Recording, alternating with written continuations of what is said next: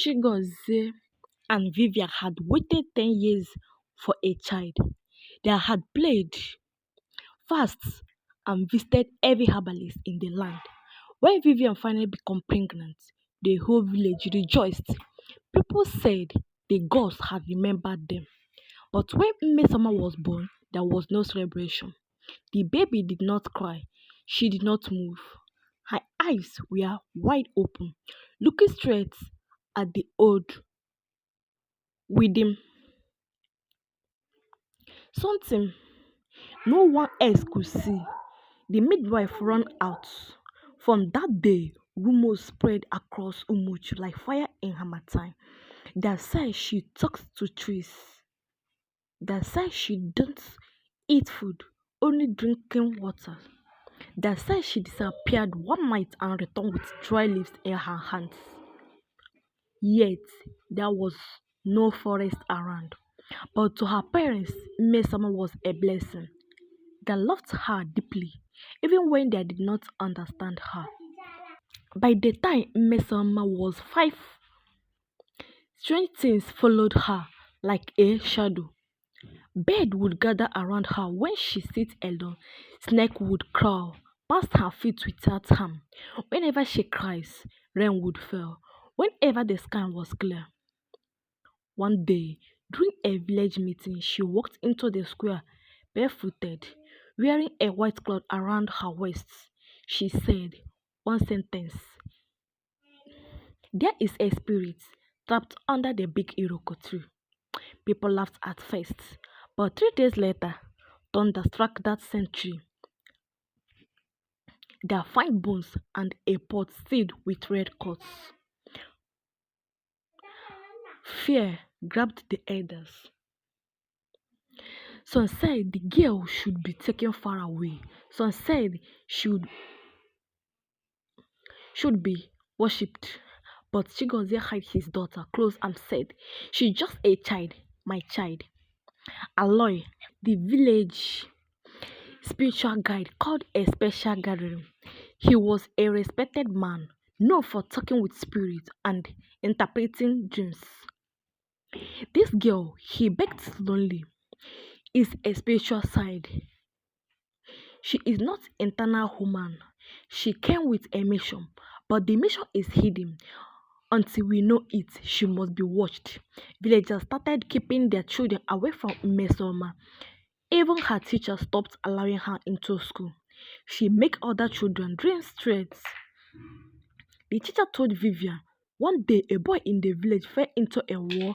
Everyone searched for hours, but it was Mmesoma who walked to the well, sit beside it and whispered, "He is not here, he is behind the old shrine." And there the boy was found asleep, unharmed. Instead of tense, the villagers became more afraid. If she knows where he is, maybe she is the one who moved him. Someone whispered. The love in Umuchu was slowly turned into fear. It happened on a night when the moon refused to shine. Vivian had gone to the stream to fetch water. Chigozie sat outside their huts, carving wood. Mmesoma stood alone under a mango tree, humming a strange tune.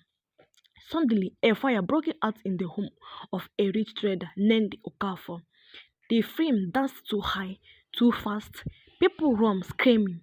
Then Mmesoma lifted her hand to the sky and shouted, "Stop!" The fire dead. Just like that, no water, no wind, no magic words, just stopped.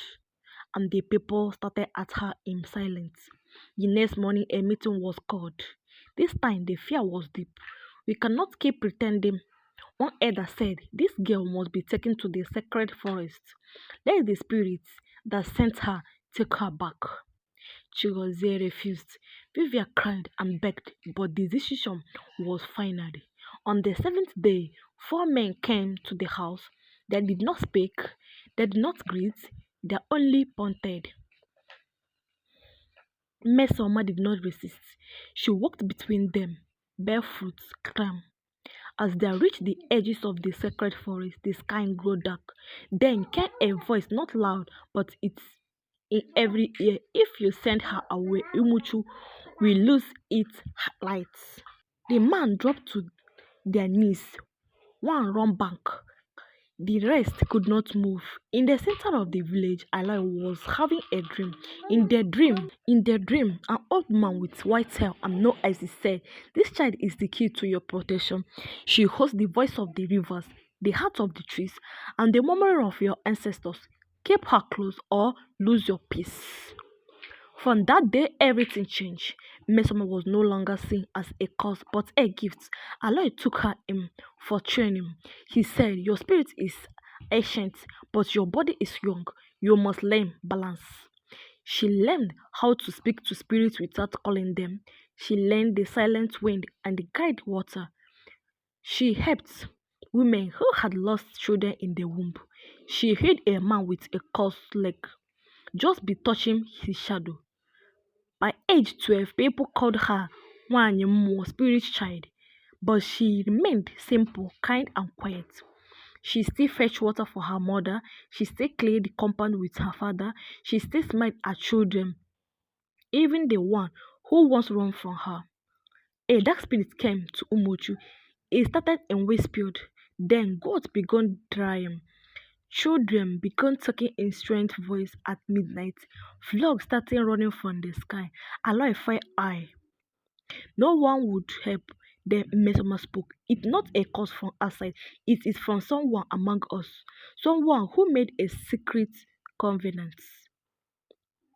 The village gasped. She walked into the market square, closed her eyes, and pointed. "You, old man, what did you bury behind your hut?" Everyone turned. Ejike fainted on the spot. They dug behind her hut and find a clay pot with black feather, 7 cows, and a mirror facing downward. She had dreaded the peace of Umuchu for a long time. Mmesoma took the pot, whispered into it, and it broke into dusty. That night, peace begins. Years passed, Mmesoma grew into a beautiful young woman. She was never loud, never proud, and never married. She said, "I came for a purpose, not for a pressure." People came from far village to see her. She never asked for money, only asked people to be kind, to stop lying, to respect the earth. Before she turned 20, she walked into the sacred forest alone. No one followed. She never returned. But 3 days later, the trees boomed with red flowers that had never grown in Umuchu before. Every year, the villagers gather and sing the song she used to hum. Aloy, now old and growing, once said, "Some children are born to live, some are born to teach, and some are born to remind us that we are not alone in this world." Years after Mmesoma walked into the sacred forest and vanished, the village of Umuchi changed completely. Children no longer died young, crops grow faster, snakes no longer entered homes. Even barrier women began to give birth again. Her shrine under the mango tree became a place of silence and prayer. People came from far land to teach and touch the tree she once sits under. Some brought babies, others brought sacrifice. A fool came only to cry, but one thing was clear: Mmesoma was not forgotten. Then one dry season, a girl looking just like Mmesoma at age 10 appeared at the scream. She wore no shoes. She carried a lift with. She said nothing. The woman washing clothes at the stream screamed. The girl turned lonely and said, "Why are you afraid? I have to come to watch again."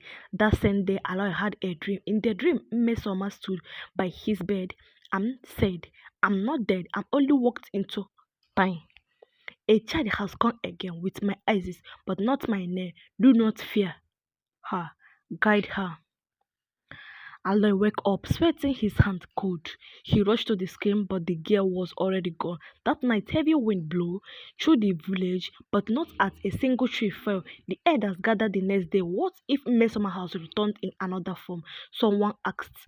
No, another said. The ghosts do not bring people back, spirits do. But Aloy, now old and walked with a cane, stood and said, "Maybe this is not about return. Maybe this is about remembrance." Please like my story,